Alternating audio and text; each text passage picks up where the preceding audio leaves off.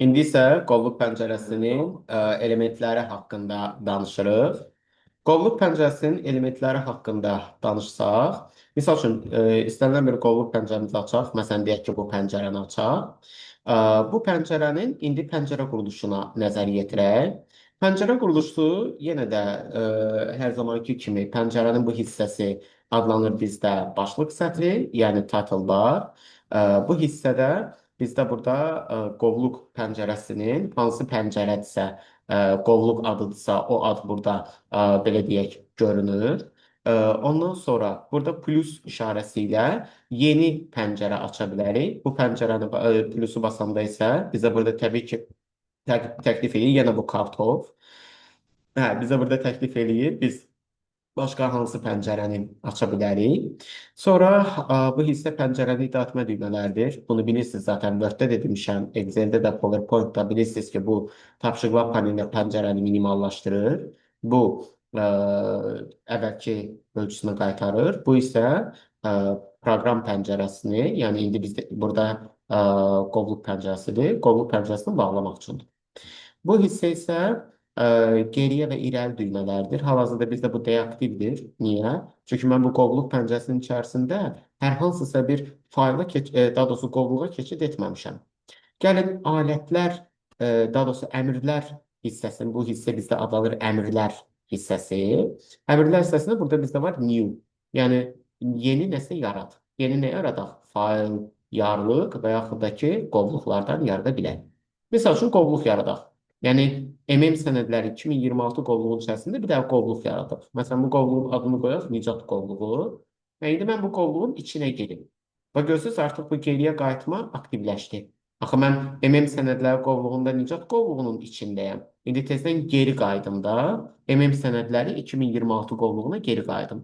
Geri qayıtmağa basıram, yenidən geri qayıtdım. İndi tezdən Nicat qovluğuna getmək istəyirəmsə, indi bu rejim aktivləşdi. İndi tezdən həmin qovluğa girə bilərəm. Və belə. Sonra bu hissə isə qovluq, həmin bu qovluq pəncərəsinin içərisində axtarış üçün istifadə olunur. Hansı ki, klaviatura qısa yolu F3 düyməsidir. Bu hissə dediyim kimi əmrlər sahəsidir. Əmrlər sahəsində elə dedim, new nədir? Qovluqda yeni obyektlər yaratmaq. Qovluq yarada bilərik, yarlıq yarada bilərik, yəni qısa yol və müxtəlif məzmunlu fayllar yarada bilərik. Sonra bu bildiyiniz kimi cut-dır. Yəni bilirsiniz də Ctrl-X. Bu copy-dir, Ctrl-C.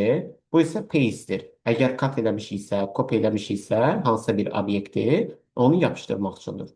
Bu isə rename-dir, yəni adını dəyişmək. Hal-hazırda olduğumuz obyektin rename adını dəyişmək istəyirik. Bastıq, Nicatdır. Məsəl üçün Nicatı silək, buraya əlavə eləyək, Rəvan. O belə.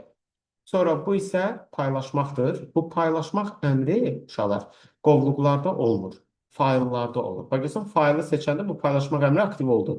Amma qovluğa gələndə bu əmr deaktiv olur. Çünki qovluğu paylaşmaq olmaz.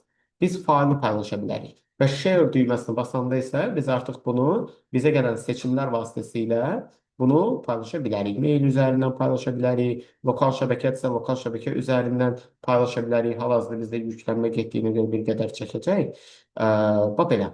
Və yaxınlıqdakı kompüterimizdən paylaşa bilərik, Microsoft Teams-də paylaşa bilərik. Əgər telefonumu bağlamışamsa kompüterimə, indi mən bağlamamışam da, burada My Phone yerinə burada görünəcəkdir. Belə deyək, mənim iPhone-um. Sonra maillə ən çox yazışdığım şəxslərdir ki, bunlar onlara göndərməyi təklif eləyir. Copilot haqqında indi birazdan danışacağam. Necə ki, ChatGPT var. Windows-un özünün də süni intellekt zəkası aləti var ki, bu Copilot adlanır. Ola bilər elə bir fayl olar ki, o faylı Copilota atarsan ki, bu faylı mənim üçün analiz elə, yaxud bu faylın əsasında mənə təqdimat qur, necə ChatGPT-yə nə deyirsiz eləyir. Bu da o kimi də. Sonra bu silmək üçündür. Hansı ki, elə zaten silməyi onsuz da özümüz də klaviaturadan delete basıb silə bilərik.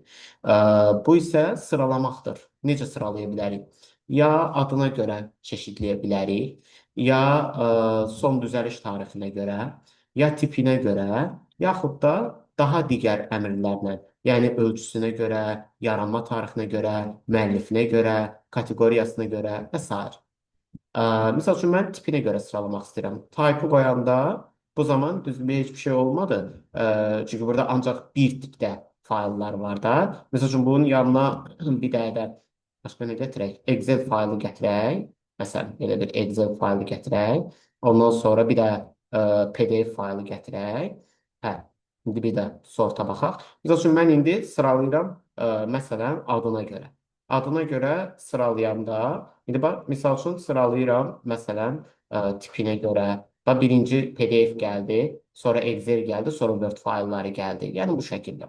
Sonra burada var bizdə ascending, descending. Bu sıralanma artma ardıcıllığı ilə getsin, yoxsa azalma ardıcıllığı ilə getsin. Misal üçün azalma ardıcılığı ilə descending qoyuramsa, bax görürsüz, əlifba sırası ilə azalma ardıcılığı ilə getdi də. Bax, U hərfindən başlayaraq gəldi F hərfinə, sonra rəqəmlər. Burada oldu bizdə Word faylları. Axı bizdə burada seçim tipinə görə idi. Sonra geldi Excel faylı. Zaten bir Excel faylı var. Sonra geldi bizde qovluq, daha doğrusu PDF faylı. Sonra bir de burada var gruplaşdırmaq. Gruplaşdırmaq yenə adına görə, son düzəliş tarixinə görə, tipinə görə, ölçüsünə görə, yaranma tarixinə görə. Məsələn, qoyuram yenə də tipinə görə. Bax, Word faylları bir tipdə qruplaşır. Excel faylları bir qruplaşır. Qovluqlar bir, PDF-lər də bir qruplaşır. Mənə misal üçün lazımdırsa, əgər Word fayllarını görmək, mən gedirəm ancaq o qrupu açıram və o qrupla iş aparıram. Daha PDF-i, Excel-i və digər şeyləri görmürəm. O belə. Yəni istəsək qruplaşdıra da bilərik. İndi biz qruplaşdırmadan çıxardaq. Sonra burada var View. Qovluq pəncərəsinin görünüş rejimləri var. Və bu görünüş rejimləri hansılardır?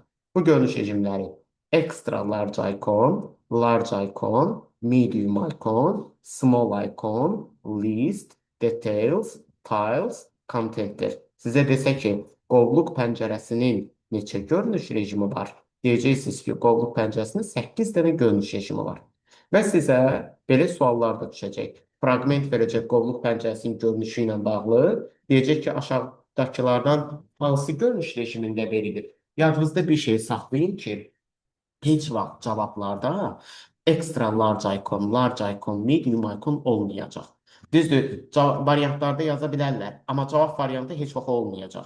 Çünki extra large icon, medium icon görünüş rejimləri var, problem deyil. Amma testlərdə onu müəyyənləşdirə bilməyəcəksiniz. Bu extra large'dır. Misal üçün, extra large'da daha belə yekə-yekə görünür də. Və yaxud large'dır, məsələn. Və yaxud mediumdur. Bunu tuta bilməzsiniz. Çünki şəkli elə qoyarlar ki, sən bunu large'a da oxşada bilərsən, medium'a da oxşada bilərsən. Mən indi nə bilim bu hansı görünüş rejimidir.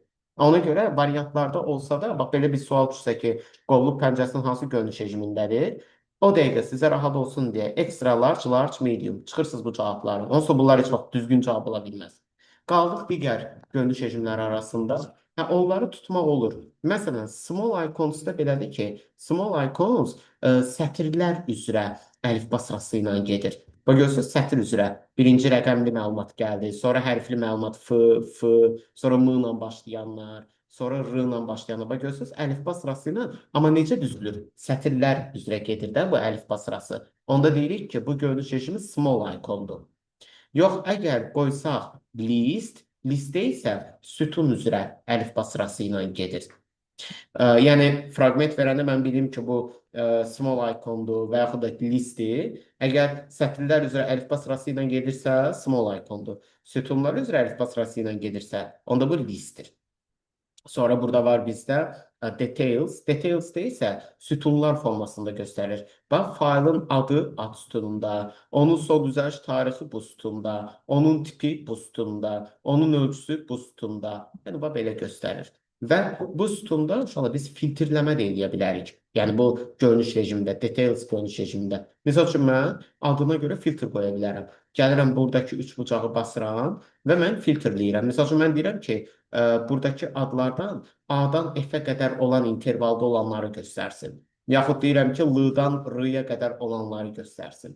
Ha, belə. Yəni, indi bizə sual versə ki, hansı görünüş rejimində filtrləmə etmək olar? Deyəcəksiniz ki, details görünüş rejimində olar. Sonra burada var tiles. Tiles da isə necə olur? Biz buna deyirik, plitka formasında göstərir. Plitka formasında göstərəndə yəni necə olur? Faylın ikonu, onun adı və tipi. ikonu, adı, tipi və hətta bəzilərində ölçüsü də görünür. Və gördüyünüz kimi. Amma bir də var, deməli, content. Contentdə isə hər biri ayrıca sətirlərdə görünür. Görürsünüz, hər biri ayrı-ayrı, bax belə sətirlərdə görünür. Və gördüyünüz kimi. Yəni, bu görünüş rejimlərinin xüsusiyyətlərini tutmalısınız ki, sizə hansı görünüş rejimindədir deyəndə biləsiniz ki, cavab hansıdır. Sonra burada var, bu oldu görünüş rejimləri. Qaytaraq bunu detailsə. Hə, sonra burada var bizdə details pane. Details pane nədir? Təfərrüatlar panelini göstər. Hal-hazırda zaten göstərilmir. Əgər mən details pane-i aktivləşdirsəm, təfərrüatlar paneli görünür.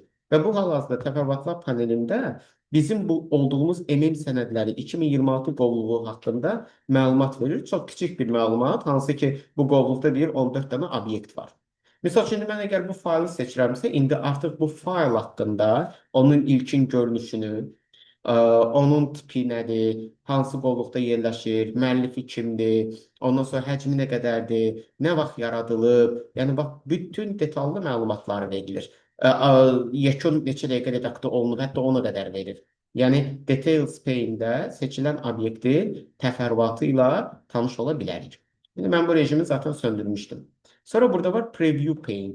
Preview pane isə obyekti seçib, içinə daxil olmadan onun içində nələr yazılıb, belə deyək, görə bilərik. Bir dəqiqə, mən bu sizə biraz uzadım. Hə, bax, bu obyektin içində, biz bunun içində nə yazılıb görmək üçün normalda bu açmalıyıq da.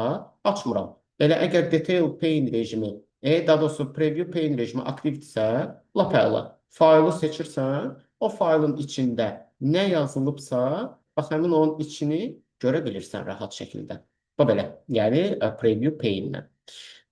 Sonra uşaqlar, bizdə burada, gəlin bu Preview pane-i biraz azaldaq. Hə. Sonra, bir də uşaqlar, əgər mən Details pane-i buradan aktivləşdirirəmsə, elə burada da Details yaranır. Sonra mən bunu rejimi söndürüm deyə. Əgər buradan Preview pane-i yandırıramsa, elə Preview burada da görünür, elə buradan söndürə bilərəm. Sonra burada var Show, göstər, Navigation pane. Navigation pane nədir? Navigation pane, bax, bu hərəkət zolağıdır. Hansı ki, hərəkət zolağında, misal üçün, başqa digər qovluqlara rahat hərəkət eləyər və yaxud iş masasına qayıda bilərik və yaxud kompüterimizin sərt diskinə keçid eləyə bilərik, iş masasına dediyim kimi qayıda bilərik. Yəni, hərəkət panelidir də bu hissə. Sonra burada var Show bölməsində Compact View. Compact View nədir? Bax, indiki halda, bax, görürsünüz, burada obyektlər bir-birindən bir damcı aralı-aralıdır da. Amma əgər Compact View-ya qoysaq, obyektlər daha sıx formatda görünəcək. Bax, görürsünüz, Compact View-ya qoyanda həmin o obyektlər, o sətirlər arası məsafə, belə lower dildə desək, görürsünüz, azaldı. Biz onu Compact View deyirik. Sonra burada var Item Checkbox. Item Checkbox nədir? Seçim qutularının görünməsi. Hər bir obyektin qabağında, bax, belə, mən bunların üstündə gələndə, bax, belə seçim qutuları da aktivləşir. Hansı faylı seçmək istəyəndə, həmin onun qarşısındakı seçim qutusuna quş qoyuram, sonra gəldim buna quş qoydum, sonra gəldim buna quş qoydum. Yəni, belə. Seçmək üçün həmin o seçim qutularının görünüb görünməməsidir. Sonra hal-hazırda biz bu faylların genişlənmələrini görürük də, nöqtədən sonraki hissələrini. Məsələn, görmək istəmirəm.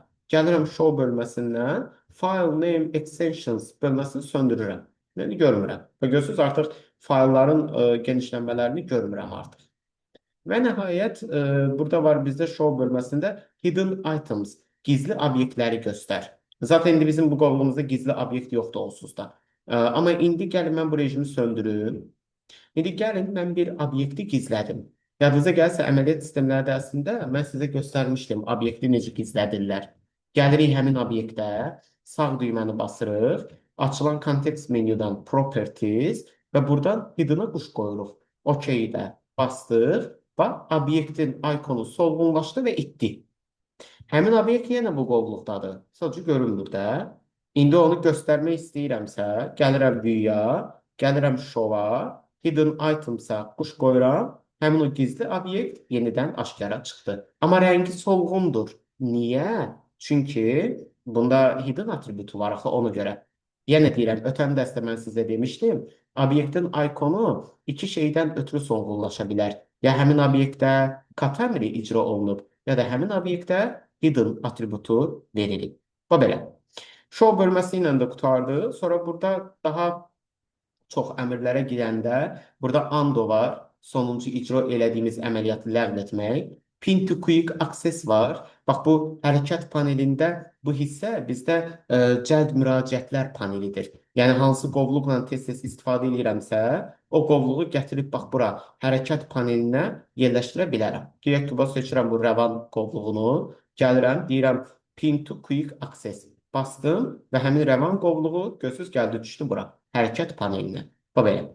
Sonra burada var bizdə deməli copy pass. Copy pass nədir? Obyektin yerləşmə ünvanını kopyalamaq. Yadınıza gəlir, mən sizə əməliyyat sistemləri dərsi keçəndə faylın yolu haqqında danışmışdım. Mən də copy pass bastım. Bu rəvan qovluğunun yolunu kopyaladım. İndi məsələn, gedək bir dənə Word açaq. Word-də bir dənə Ctrl-V eləyək, baxaq. Bax, həmin o rəvan qovluğunun yolu. Rəvan qovluğu MM sənədləri 2026 qovluğunda yerləşir. MM sənədləri 2026 özü iş masasında yerləşir. İş masası N.İ. Bayramov adlı qovluqda, N.İ. Bayramov users qovluğunda, users qovluğu da counterin C diskində yerləşir. Bu belə. Sonra qovluq pəncərəsində burada var bizdə select all, qovluqda olan bütün obyektləri seçmək. Bir də var burada select none. İndi bu seçdiklərimizi başlayıb seçimdən buraxaq. Bir də var invert selection. Hal-hazırda bizdə burada neçə dənə obyekt var? 14 items, 14 dənə obyekt var da. Mən bu obyektlərdən bax bu 5 dənəsini seçmişəm. İndi bu seçdiklərimi gəlirəm invert selection eləyirəm. Invert selection nədir? Seçdiklərimi seçmə, seçmədiklərimi seç. Bax invert selection'ı basıram, seçdiklərim seçimdən azad olundu. Amma seçmədiklərim var idi ya, indi onlar seçildi. Bax belə. Sonra burada var bizdə properties. Properties həmin bu obyektlərin təfərrüatlarına keçid üçündür. Məsələn, bu obyektin propertiesini açıram ki, faylın adı nədir, həcmi nədir, nə vaxt yaranıb, atributlarını vermək üçün, yəni belə. Bir də var burada option. Optionla nə edə bilərik? Qovluq pəncərəsinin tənzimləmələridir. Qovluq pəncərəsinin tənzimləmələrində uşaqlar, burada vacib olanları deyim sizə. Qovluq pəncərəsi iç-içə açılsın, yoxsa hər bir qovluq pəncərəsi yeni pəncərə kimi açılsın. Onu buradan təmin edə bilərik. Ya open each folder in the same window. Hər bir yeni açılan qovluq öz pəncərəsində, öz pəncərə daxilində açılsın. Hansı ki, indi belədir onsuz da. Yəni, nətər? Məsəl üçün, mən MM sənədləri qovluğundayam da, rəvan qovluğunu açmaq istəyirəm. Basıram, rəvan qovluğu elə bu pəncərə içində açıldı da. Amma yox, əgər mən deyirəmsə ki, yox, hər bir açdığım pəncərə yeni pəncərə kimi açılsın, onda seçirəm bunu, OK basıram. İndi bu rəvan qovluğunu açmaq istəmirəm. Açıram bu rəvan qovluğunu. Amma rəvan qovluğu necə açıldı? Ayrıca qovluq pəncərəsi kimi açıldı. Çünki mən oradan seçimdən seçdim ki, hər bir açılan qovluq yeni pəncərə kimi açılsın. Sonra normalda biz bir obyekti seçəndə onu açmaq üçün neçə dəfə basırıq onun üstünə? 2 dəfə. Niyə? Çünki double clickdir. İndi istəyirsən bir dəfə basanda açılsın. Single click. OK bastıq. İndi liboy bir obyektin üzərinə gəlib bir dəfə basırıq və salam. Həmin obyekt açılır artıq. Cəmi bir dəfə bastım, heç 2 dəfə basmadım. Bu belə. Yəni, uşaqlar, bax bu seçimdə burada bizdə var. Tezdən bunu qaytaraq qabıla və salam. Qalan şeylər elə də burada vacib nüanslar deyil. Yəni, ehtiyac yoxdur bunları biləsiniz. Ondan sonra bu hissə isə adlanır bizdə vəziyyət sətri. Hal-hazırda vəziyyət sətrində sadəcə ümumi say göstərilir. Yəni, bu qovluqda neçə obyekt var, onların sayını göstərir. Və yaxud da əgər faylları seçiriksə, fayl deməyək də, obyektləri seçiriksə, artıq seçilən obyektlərin sayını və onların həmçinin ümumi həcmini də göstərir. Bir də vəziyyət sətrində burada 2 dənə görünüş rejimi görünür. Hansı ki, bu görünüş rejimləri biri detailsdir, biri isə large icon görünüş rejimidir. İndi bizə sual verəcək. Bayaqlarda demək, görünüş rejimlərdən neçə dənə var? 8 dənə. Deyəcək, vəziyyət sətrində neçəsi görünür? İkisi görünür. Large iconla details görünüş rejimi görünür. Bu belə. Və bu da oldu qovluq pəncərəsinin elementləri haqqında məlumat. və bununla da Windows əməliyyat sistemi və onun hissələri sona çatdı.